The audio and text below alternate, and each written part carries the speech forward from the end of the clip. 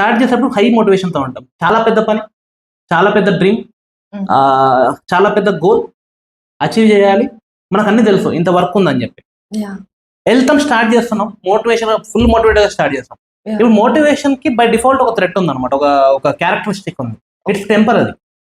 అది ఊకే రీఫిల్ చేసుకుంటా ఉండాలి, కార్లో పెట్రోల్ లాగా. కొద్దిసేపు నడిపినాక పెట్రోల్ అయిపోద్ది, మళ్ళీ కొట్టేయాలి కదా. ఇప్పుడు ఇంత పెద్ద డ్రీమ్, యూపీఎస్సీ లాంటి పెద్ద డ్రీమ్లో ఏమైందంటే జర్నీ చాలా పెద్దది. ఎన్నిసార్లు కొట్టి అలసిపోతారు పిల్లలు. సో ఇంకా మోటివేషన్ కొత్త దొరకదు, ఒకటే మోటివేషన్. అందుకే చాలా మందికి చెప్తాను, ఫైర్ ఒకసారి పెద్ద పెద్ద డిసిజన్లు తీసుకొని పీకేస్తా చేసేస్తాను స్టార్టింగ్ లో అనుకోకండి. ఆ ఫైర్ ని కాపాడుకొని స్ప్రెడ్ చేయండి. ఇయర్ మొత్తం కొంచెం కొంచెం కొంచెం కొంచెం డే టు డేలో స్ప్రెడ్ చేయండి.